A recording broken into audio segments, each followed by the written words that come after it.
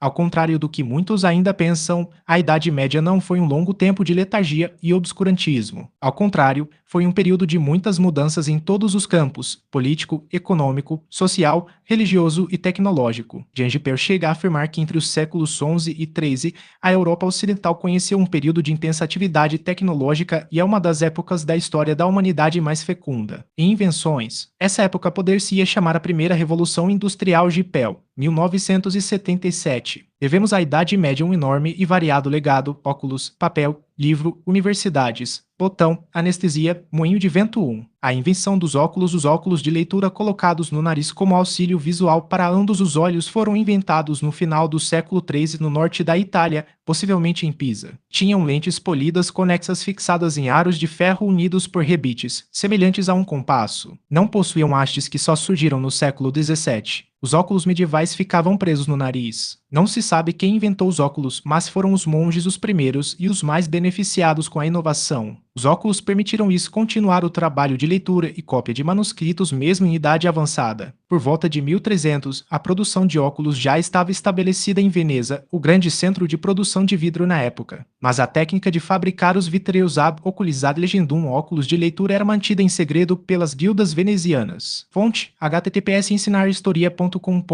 Legados da Idade Média Parte 1. Blog Ensinar História. Joel Zester Domingues 1. A invenção dos óculos. Os óculos de leitura colocados no nariz como auxílio visual para ambos os olhos foram inventados no final do século XIII no norte da Itália, possivelmente em Pisa. Tinham lentes polidas conexas fixadas em aros de ferro unidos por rebites, semelhantes a um compasso. Não possuíam hastes que só surgiram no século XVII. Os óculos medievais ficavam presos no nariz. Não se sabe quem inventou os óculos, mas foram os monges os primeiros e os mais beneficiados com a inovação. Os óculos permitiram-lhes continuar o trabalho de leitura e cópia de manuscritos mesmo em idade avançada. Por volta de 1300, a produção de óculos já estava estabelecida em Veneza, o grande centro de produção de vidro na época. Mas a técnica de fabricar os vitreus ab oculisade legendum óculos de leitura era mantida em segredo pelas guildas venezianas. 2. A invenção do livro. O livro também foi uma invenção medieval. Na antiguidade, existia o rolo de papiro, que era chamado de volumen, do latim volvere, envolver, enrolar. O rolo de papiro era incômodo para ler e exigia que o leitor o manuseasse com as duas mãos desenrolando o papiro. Isso dificultava ou mesmo impedia que o leitor escrevesse durante a leitura. Para encontrar uma informação era preciso desenrolá-lo, às vezes inteiramente. Além disso, o papiro é um material frágil que dificultava inserir ilustrações e não permitia escrever dos dois lados da folha. A partir do século IDC surgiram os códices codex, que facilitaram muito a leitura. O códice assemelhava-se a um caderno. Consistia em várias folhas de pergaminho, material feito de pele de bezerro, cabra ou ovelha, dobradas ao meio e unidas umas às outras, costuradas com um fio, e encadernadas na lombada. Os primeiros textos cristãos foram divulgados em códices, diferenciando os evangelhos dos rolos em que os judeus escreveram a Torá. O códice causou uma revolução comparável à da invenção da escrita. O texto distribuído em folhetos encadernados mudou a organização do texto e a forma de leitura e estudo. Como o códice é mais fácil de colocar na mesa e mantê-lo aberto, o leitor pode fazer anotações durante a leitura. Graças ao códice, o leitor acessa diretamente um capítulo ou uma passagem do texto, enquanto o rolo impõe uma leitura contínua. O códice permite a leitura seletiva e não contínua. O leitor pode ir diretamente a um ponto específico do texto e comparar diferentes trechos de uma mesma obra. O códice contribui assim para o desenvolvimento de estruturas mentais mais complexas. O códice foi o precursor imediato do livro. Sua forma foi sendo aprimorada durante a Idade Média e, gradualmente, o códice foi tendo as características de um livro moderno. 3. A difusão do papel. O papel não foi uma invenção europeia nem medieval,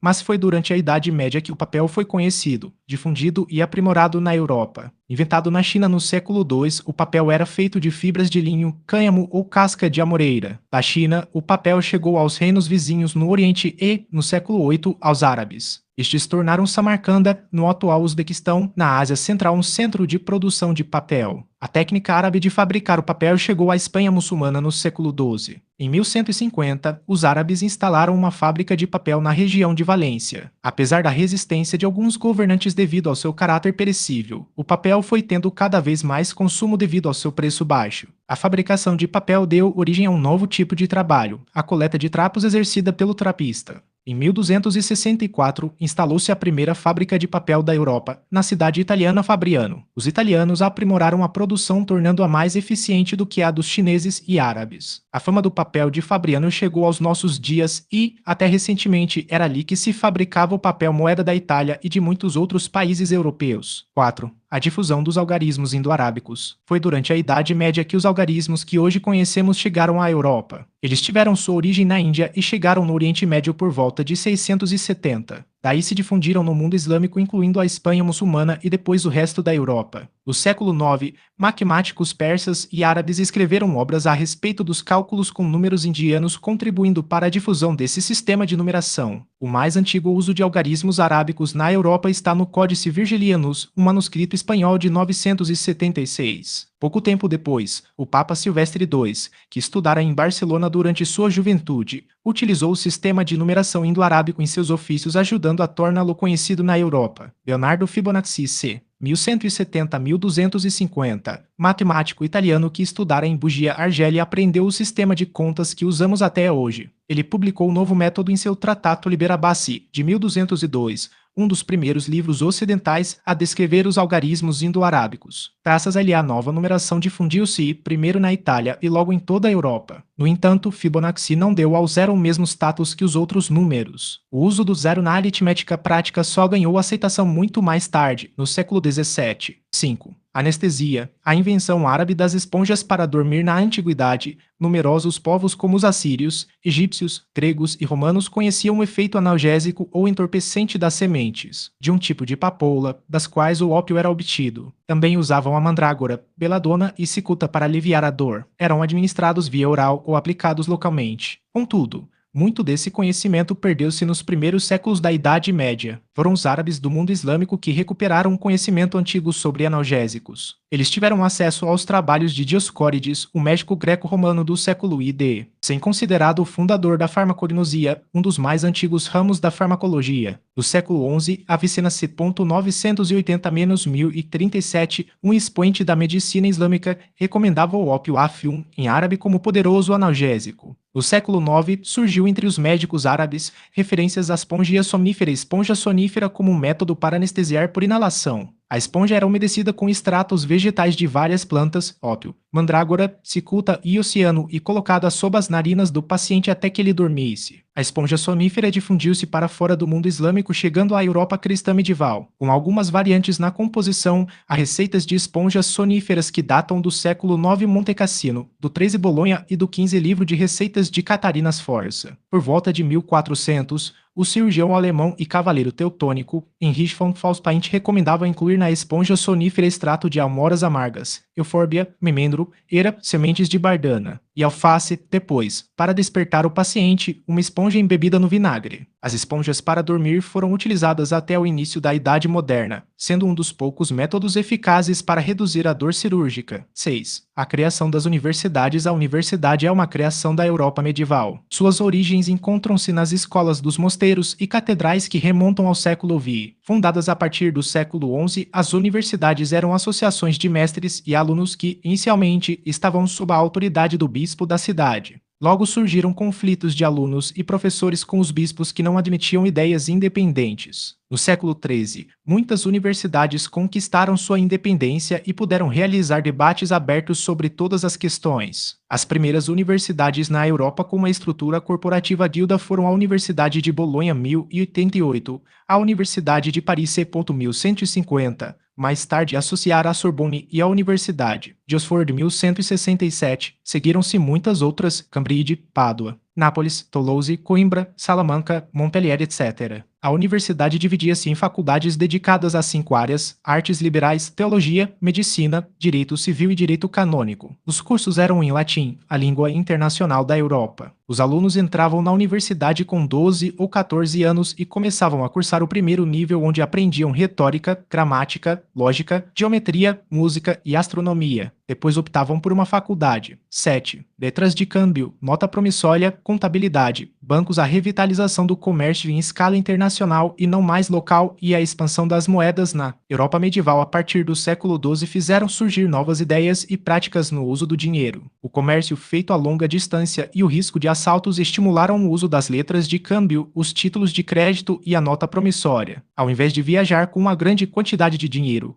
o comerciante depositava-o em um banco predecessor dos atuais e recebia, em troca, um recibo que valia tanto quanto o dinheiro deixado em custódia, com o qual saldava as próprias dívidas. A difusão da moeda levou à exploração de novas minas de ouro que logo se esgotaram e à procura pelas moedas de ouro bizantinas e muçulmanas. Mais moedas em circulação criou a necessidade de instituições que as guardassem e emprestassem. No século XII, alguns mosteiros, em particular o de Cluny, emprestavam dinheiro aos leigos L.E. Goff, p. 39. Mas, à medida que a procura de dinheiro aumentou, outras instituições surgiram. O nome banco, porém, foi criado pelos banqueiros judeus de Florença na época do Renascimento, designando a mesa onde eram trocadas as moedas. Em 1406, foi criado aquele que é considerado o primeiro banco moderno, o Banco de San Giorgio, em Gênova, Itália. Os contratos de compra e venda eram redigidos pelos notários. Na contabilidade, adotava-se um registro com dupla fonte. Dele anotava-se em uma coluna os créditos e, na outra, os débitos, de modo que se soubesse imediatamente o estado das contas por meio de simples operações de adição e subtração.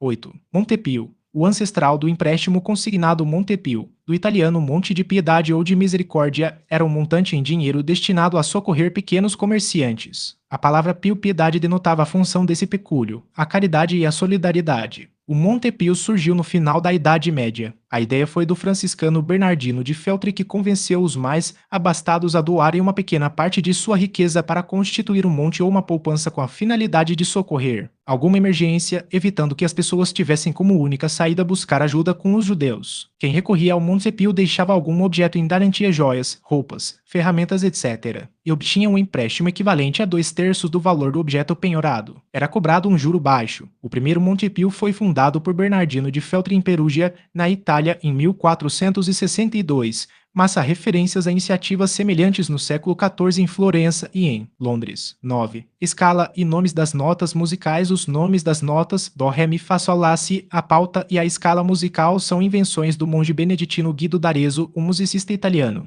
do século XI. Graças à sua invenção, as músicas passaram a ter uma escrita e os cantores podiam lê-la e entoá-la à primeira vista com exatidão, sem a ajuda do monocórdio, o antigo instrumento de uma só corda e sem a condução de um maestro. Em sua obra Micrologus, escrita por volta de 1020, Guido d'Arezzo descreveu a pauta musical e estabeleceu um número de 4 linhas tetragrama. No tetragrama, anotou os sinais das notas, todos iguais entre si, mas assumindo significados diferentes segundo sua colocação nas linhas ou nos espaços entre elas. Surgiu assim a forma de escrita musical que ainda utilizamos. Foi Arezzo também que batizou as notas musicais usando as primeiras sílabas da primeira estrofe do hino de São João Baptista. Ut antilaxisso T igual Del agudo resonare fibris R agudo mira gestorum mil e um famuliturum F agudo solve poluti SOL labi reatu L agudo Santione SI 10. A invenção do relógio mecânico foi por volta do século XIII que surgiram os primeiros relógios mecânicos na Europa. Inaugurava-se assim uma nova forma de marcação do tempo, com horas teoricamente iguais e independentes das estações do ano. Provável que relógio mecânico tenha nascido pela exigência da disciplina nas tarefas cotidianas nos mosteiros medievais. A pontualidade era uma virtude rigorosamente prescrita e o atraso ao serviço divino ou a uma refeição era punido. Marcar e regular o tempo também atendia às necessidades da vida urbana e mercantil em desenvolvimento na mesma época. A precisão dos relógios mecânicos, contudo, era pequena em razão do atrito dos mecanismos. A defasagem acumulada era, geralmente, de pelo menos 1 hora por dia. Os primeiros relógios não tinham mostradores nem ponteiros e limitavam-se a marcar as horas. O ponteiro de minutos só foi introduzido em 1577 pelo alemão Just Bourget. Os relógios europeus mais antigos que se tem notícia foram desenvolvidos na abadia de St. Albans,